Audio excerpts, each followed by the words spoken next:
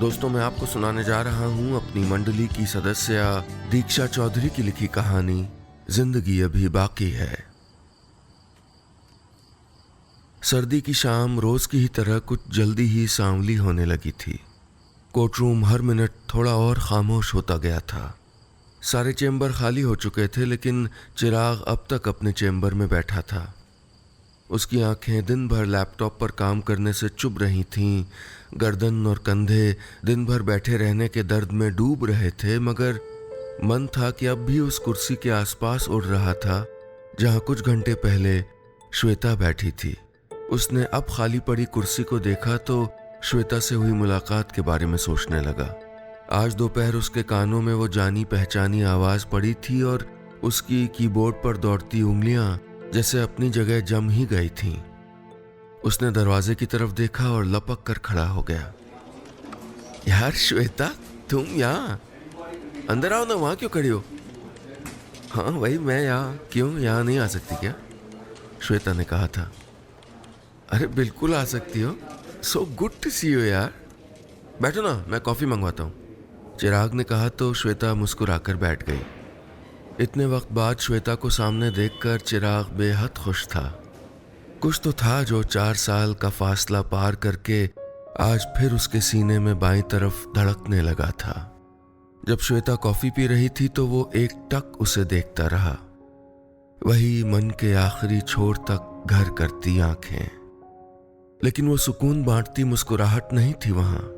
उसका ठहरे पानी जैसा सपाट चेहरा देखकर चिराग थोड़ा डर गया था। दिल्ली कब आई तुम? चिराग ने पूछा। मैं पिछले साल से यही हूँ। श्वेता की आवाज कुछ बुझी सी थी। क्या? फिर कांटेक्ट क्यों नहीं किया? उसने कह तो दिया था, लेकिन अगले ही पल अपनी बात पर शर्मिंदा था। आखिर 4 साल पहले वही तो सारे कॉन्टैक्ट्स तोड़कर यहाँ आया था और अब तक श्वेता की कांटेक्ट करने की कोशिशों को नजरअंदाज कर रहा था। फिर आज अचानक, मेरा मतलब मुझसे मिलने ही आई हो या कुछ और बात? चिराग ने पूछा तो श्वेता की आंखें डबडबा गई थीं। चिराग ने पूरी मुलाकात याद करके एक गहरी सांस छोड़ी। उसने फोन उठाया और श्वेता को मैसेज किया। हाय, क्या कर रही हो? हेलो, कुछ भी नहीं, श्वेता का जवाब आया। डिवोर्स फाइल कब तक तैयार हो पाएगी? श्वेता के इस मैसेज में बिल्कुल वैसी ही उदासी थी जैसी चिराग ने आज उसके चेहरे पर देखी थी। तुम फिक्र मत करो, मैं जल्दी करता हूँ सब। तुम कल ऑफिस आ जाना, चिराग ने लिखा। वो उसकी घुटन, उसकी उदासी बर्दाश्त नहीं कर पा रहा था। ओके, श्वेता का जवाब आया। चिराग ने फोन रख दिया और अपने चेंबर में नजर दौड़ाई। वहां अब नीम अंधेरा उतर आया था और उसका दिल जैसे अंधेरे के पार रोशनी का कोई फाख्ता तलाश रहा था। वक्त मुट्ठी से रेत की तरह फिसल जाए तब भी प्यार उस फिसली हुई रेत का निशान बनकर हमेशा हथेलियों में बचा रहता है, जैसे चिराग के लिए श्वेता का प्यार बचा हुआ था। चिराग पूरी रात लैपटॉप लिए बैठा रहा। यह कोई केस नहीं था, यह श्वेता थी, उसका प्यार, जिसके लिए वो कुछ भी कर सकता था। आज से 4 साल पहले जब वो लॉ कर रहा था और श्वेता MBA, तब भी ऐसा ही तो था। वो श्वेता को रोज उसके घर से लाना, वापस ड्रॉप करना, क्लास अलग होने के बावजूद कॉलेज में साये की तरह उसके लिए हाजिर रहना, और भी कितना कुछ था जो चिराग सिर्फ उसके लिए कर जाया करता था। श्वेता और उसके घर वालों के लिए वो सिर्फ एक दोस्त था, लेकिन चिराग के लिए वो पूरा आसमान थी। उसमें वो सिमट जाना चाहता था। वो समंदर थी जिसमें वो डूब जाना चाहता था। उसकी पूरी दुनिया थी जिसमें वो सदियों के लिए बस उसका होकर ठहर जाना चाहता था। कभी बात करते करते श्वेता उसके कंधे पर अपना हाथ रख देती तो वो हवाओं का चेहरे को छूना थोड़ा ज्यादा महसूस करने लगता था। कॉलेज कैंटीन में कॉफी कप पर उसकी उंगलियों से उंगलियां छू जाती तो कॉफी से ज्यादा उन उंगलियों का स्वाद मन में घुलने लगता था। ओह हेलो, कहाँ खो गए? श्वेता उसके आगे चुटकी बजाते हुए कहती और तब वो कहीं अपने ख्यालों से बाहर आता। क्या सोचने लगते हो तुम? वो पूछती तो चिराग कुछ नहीं, बस ऐसे ही कहकर टाल देता और फिर अपने प्यार को कहने के बहाने तलाशता रहता। लेकिन श्वेता की उस बेपरवाह दोस्ती के आगे उसकी हिम्मत ही न होती। वो डरता था कि कहीं ये दोस्ती भी खो न दे। उसी दोस्ती का सहारा तलाशने तो वो आज उसके पास आई थी। डिवोर्स के लिए वकील तो कोई भी मिल सकता था, लेकिन उसका मन शायद किसी अपने का साथ तलाश रहा था जो इस अंधेरे में उसकी परछाई बन सके। चिराग ने उसकी दी सारी डिटेल चेक करने के बाद लैपटॉप बंद किया और सर पकड़कर बैठ गया। वो बीते दिन फिर से उसके सामने आ रहे थे। वो सोचने लगा कि काश श्वेता यूं ही उससे मिलने आई होती। काश उसे एडवोकेट चिराग के बजाय अपने दोस्त चिराग की जरूरत पड़ी होती। इतने साल बाद श्वेता के आने से वो खुश था, लेकिन उसके आने की वजह से बहुत उदास। उसकी उदासी के पार रात का अंधेरा सुबह की रोशनी में बदल गया था। वो फिर कोर्ट रूम पहुंच गया और फिर से उसकी खामोशी टाइपराइटर्स के शोर में खो गई। थकान के मारे उसका सारा बदन अब भी टूट रहा था। वो उठकर बाहर जाने की सोच ही रहा था कि तभी उसके चेंबर का दरवाज़ा खुला। सामने श्वेता थी, आसमानी रंग की साड़ी में, बिल्कुल उसके ख्वाबों की श्वेता जैसी। उसे देखते ही चिराग की सारी थकान गायब हो गई। एक नए रिश्ते की उम्मीद वापस आ गई थी। दोस्तों, उम्मीद है आपको कहानी पसंद आ रही होगी। और हाँ, अगर अपनी बात मुझ तक पहुंचाना चाहते हैं तो फेसबुक या इंस्टाग्राम पर हमारे ऑफिशियल पेज पर आइए, यूट्यूब पर हमारे ऑफिशियल चैनल पर आइए। तीनों जगह आप टाइप करिएगा नीलेश मिश्रा, NEELESHMISRA।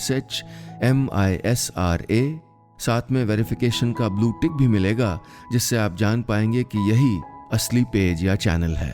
और हाँ, अगर आप ट्विटर पर हैं तो मेरा हैंडल है नीलेश मिश्रा।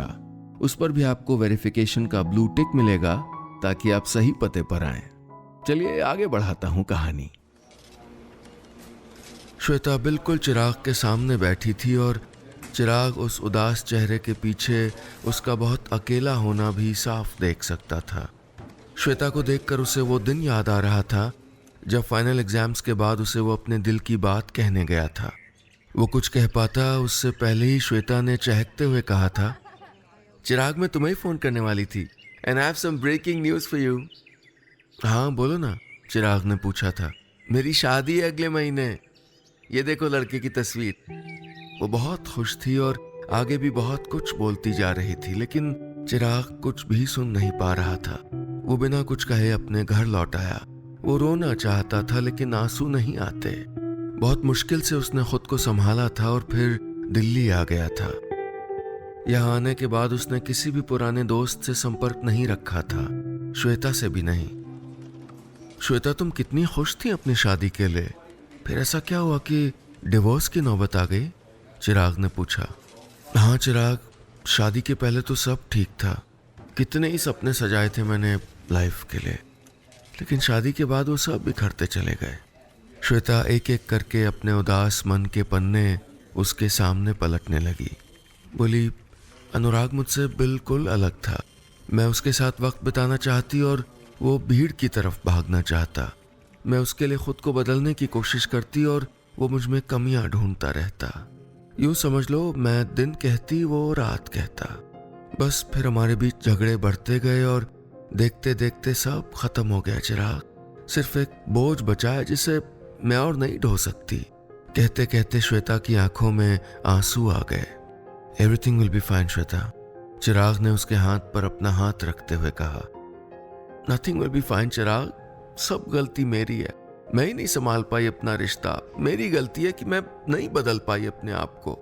कितनी ही देर श्वेता खुद से नाराजगी जताती रही और चिराग उसे संभालने की नाकाम कोशिश करता रहा। अपनी हंसती मुस्कुराती श्वेता की आंखों में उतरी नमी चिराग को कांच के टुकड़ों की तरह चुभ रही थी। वो उस सारी नमी को सोख कर एक खिलखिलाती मुस्कान उसके चेहरे पर सजा देना चाहता था। कल मिलने आ सकती हो कॉफी कैफे 4 बजे? चिराग ने पूछा। वो उसके साथ और वक्त बिताना चाहता था। श्योर, श्वेता ने खुश होकर कहा। शायद वो भी किसी अपने की उंगली थाम लेना चाहती थी, कोई अपना जो उसे जिंदगी की इस पथरीली पगडंडी पर चलना सिखा सके। अगले दिन श्वेता कत्थई रंग की साड़ी में उसके साथ कैफे में थी। बहुत चुप बैठी थी। वो टेबल पर पड़े टिश्यू पेपर को अपने नाखूनों से कुतर रही थी। सैंडविच के कई टुकड़े कर चुकी थी लेकिन उसे खा नहीं रही थी। चिराग उसके मन की बेचैनी समझ सकता था, जिसमें वो बहुत कुछ कहना तो चाहती थी लेकिन कह नहीं पा रही थी। उदासी के सैलाब में उसके सारे शब्द, उसकी सारी मुस्कुराहट कहीं बहुत दूर बह चुके थे। कुछ बोलो ना श्वेता, चिराग ने कहा तो उसका हाथ रुक गया। सब तो बता चुकी हूं तुमको, अब और क्या बोलूं चिराग? अरे वो तो तुमने अपने वकील को बताया था भाई, मुझे उससे क्या, मैं तो तुम्हारा दोस्त हूं। चिराग ने कहा तो श्वेता मुस्कुरा दी। बोली, मेरी जिंदगी में तो बस वही उदासी है, उसे छोड़ो। तुम बताओ तुम्हारी जिंदगी में क्या चल रहा है? मेरी जिंदगी में भी उदासी से अलग कुछ नहीं है, चिराग ने एकटक उसे देखते हुए कहा। क्यों? श्वेता ने हैरानी से पूछा तो चिराग कह देना चाहता था कि तुम जो नहीं थी मेरी जिंदगी में। बस ऐसे ही, मैंने शादी नहीं की ना, इसलिए। चिराग ने एक मजाक के पीछे अपना मोहब्बत से भरा मन छुपा लिया। अपनी इस बात पर श्वेता भी थोड़ा खुलकर हंस दी। अच्छा अंकल आंटी कैसे हैं? चिराग ने पूछा। कैसे होंगे वो? मेरे दुख उनको भी उतना ही तोड़ चुके हैं जितना मुझको, श्वेता ने कहा। फिर तुम उनके पास क्यों नहीं रहती श्वेता? उनके पास रहती हूं तो वो और भी दुखी होते हैं। माँ तो खुद को दोष देने लगती है कि वो मेरे लिए सही लड़का नहीं चुन पाई। श्वेता कहते कहते चुप हो गई। लेकिन उनकी क्या गलती है चिराग? निभा तो मैं नहीं पाई ना। शादी के बाद एडजस्ट तो करना ही पड़ता है ना, पर मैं नहीं कर पाई एडजस्ट। शायद मैं बनी ही नहीं हूं रिश्तों के लायक। श्वेता की आंखें छलक आई थीं, लेकिन वो अपने आंसू छुपाते हुए मुस्कुरा रही थी। उसकी बात सुनकर चिराग का मन भी भर आया। एक तरफ सालों से तड़पती हुई उसकी मोहब्बत थी जो अब श्वेता के लौटने की उम्मीद लगा बैठी थी, और दूसरी तरफ थी एक रिश्ता टूटने की खींच खुद पर निकालती श्वेता, जिसके सामने चिराग को अपनी सारी उम्मीदें बिखरती नजर आ रही थीं। उन चंद मुलाकातों के बाद चिराग के सामने एक अलग ही श्वेता आई थी। जिंदगी के एक तजुर्बे ने उसे इतना मायूस कर दिया था कि वो अपने आप में सिमट सी गई थी। वो इस बात से टूट गई थी कि उसमें रिश्ते निभा पाने की काबिलियत नहीं है। केस की हियरिंग के सिलसिले में वो रोज कोर्ट आती, और जब भी केस की हियरिंग के लिए वो कोर्ट आती तो चिराग कुछ देर उसे अपने चेम्बर में रोक लेता। वो हमेशा कोशिश करता कि उसके चेहरे पर वही पुरानी रौनक लौटा पाए। इन्हीं कोशिशों के बीच श्वेता के केस की लास्ट हियरिंग हुई और उसका डिवोर्स हो गया। चिराग ने सोचा था कि डिवोर्स के बाद वो थोड़ी खुश होगी, लेकिन शायद कुछ भी खोने से ज्यादा गहरा घाव खुद पर से भरोसा खोने का होता है। वही घाव श्वेता के मन में था। उस दिन के बाद चिराग 2-3 महीने उससे नहीं मिला। ये सोचकर कि उसका साथ होना कुछ पल श्वेता के चेहरे पर मुस्कुराहट ला सकता है, लेकिन उस घाव को नहीं भर सकता। वो उससे मिलता नहीं था, पर कभी मैसेज कर देता तो कभी जब बहुत मन करता तो एक कॉल। कई बार उसके पसंदीदा गुलाब भी भेज देता, इस दुआ के साथ कि फूलों की खुशबू उसके लबों पर हंसी बनकर ठहर जाए। एक दिन उसने बहुत हिचकिचाते हुए श्वेता को मैसेज किया, कल मिल सकते हैं? श्वेता ने कोई जवाब नहीं दिया, लेकिन अगले दिन उसके चेम्बर में आ गई। उसका चेहरा कुछ खिला खिला सा था, जैसे कोई बड़ा बोझ उस पर से उतर गया हो। वो दोनों पूरे दिन बातें करते रहे, हंसते रहे। चिराग ने उसे अपने लैपटॉप पर कॉलेज की ग्रुप फोटो दिखाई तो श्वेता बहुत खुश हुई, लेकिन उसने जो पूछा चिराग उसका जवाब बहुत मुश्किल से तलाश पाया। तुम अचानक गायब क्यों हो गए थे? गायब कहाँ हुआ था, बस सेटल होना चाहता था और हाई कोर्ट यहाँ था तो यहाँ आ गया। अच्छा, एक बार बता भी तो सकते थे। श्वेता अब भी उस तस्वीर की तरफ देख रही थी। हाँ बता सकता था, पता नहीं क्यों नहीं बताया। शायद सब इतना जल्दी हो गया कि वक्त ही नहीं निकाल पाया। चिराग अपने कहे झूठ के पीछे छटपटा रहा था। अच्छा, कितनी बार कॉल की तुमको? एक कॉल उठाने का भी टाइम नहीं था? श्वेता ने कहा तो चिराग का दिल किया कि उसको सब बता दे कि तुमसे प्यार करता था मैं और तुमसे भाग रहा था, अपने आप से भाग रहा था, क्योंकि स्वार्थी नहीं होना चाहता था।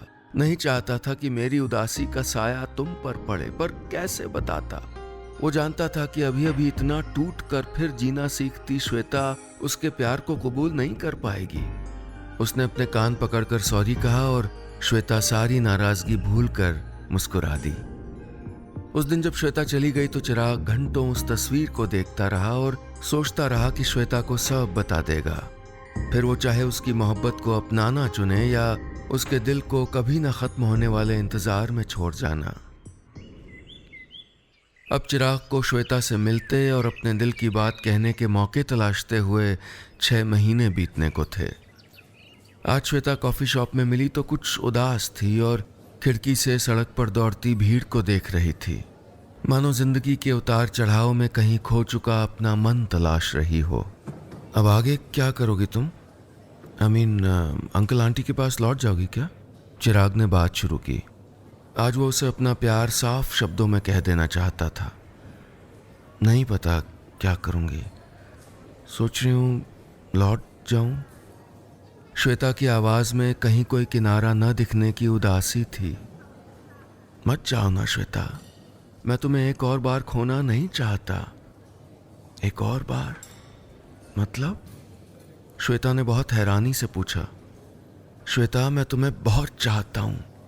पहले जब हम साथ थे तब भी यही बताने आया था जब तुमने अपनी शादी की बात बताई थी। अगर उस दिन तुमने ना कहा होता तो तभी तुम्हारा हाथ थाम लेता मैं। श्वेता बहुत हैरानी से उसे देख रही थी लेकिन चुप थी। I still love you Shweta, इस बार तुम्हारा हाथ हमेशा के लिए थाम लेना चाहता हूं। चिराग ने अपना हाथ श्वेता के हाथ पर रखना चाहा लेकिन श्वेता ने अपना हाथ सरका लिया। अब कोई कुछ नहीं बोला। श्वेता डबडबाई आंखों से कॉफी के कप में चम्मच हिलाती रही और चिराग उस चुप्पी के पार एहसास का कोई तिनका ढूंढता रहा जिसके सहारे श्वेता को रोक पाए, उसे समझा पाए कि कोई एक रिश्ता मुकम्मल ना होने का मतलब ये तो नहीं कि हम सबसे मुंह मोड़ लें। चिराग, मैंने कहा ना, मुझे किसी की जरूरत नहीं है। श्वेता ने अचानक चम्मच हिलाना बंद करते हुए कहा। चिराग उस कठोर आवाज के पीछे बिल्कुल कमजोर पड़ती अपनी श्वेता को बखूबी पहचान सकता था। पर मुझे है तुम्हारी जरूरत। चिराग का भी गला भर रहा आया। श्वेता उसकी भरी आंखों में बरसों पुरानी मोहब्बत अब और साफ देख सकती थी। वो अपने मन को नए रिश्ते की दस्तक के लिए मना नहीं पा रही थी, लेकिन चिराग की नम आंखें उसे पिघला रही थीं, उसका खुद पर से उठा विश्वास जिंदा कर रही थीं। बहुत देर बाद उसने अपना हाथ चिराग के हाथ पर रख दिया और बोली, कुछ दिन इंतजार करोगे? चिराग की भरी आंखें खुशी से चमक गईं। वो श्वेता की दोस्ती के मोहब्बत में बदलने का इंतजार कुछ दिन तो क्या पूरी उम्र कर सकता था। बस उसका साथ हमेशा के लिए चाहता था। उसके बिना कुछ कहे अपना दूसरा हाथ उसके हाथ पर रख दिया और एक मुस्कुराहट दोनों का चेहरा चूम गई। उस पल श्वेता थके मुसाफिर को पनाह मिलने जैसा महसूस कर रही थी और चिराग उसकी एक मुस्कुराहट में कई सदियां जीने जैसा। बस इतनी सी थी ये कहानी। और हमारे इस YouTube चैनल को सब्सक्राइब जरूर करिएगा। सब्सक्राइब का बटन दबाइए और एक घंटी का जो निशान दिख रहा है ना, उस पर जरूर क्लिक करिए ताकि जब भी मैं नई कहानी सुनाऊं आप तक ईमेल में तुरंत पहुंच जाए।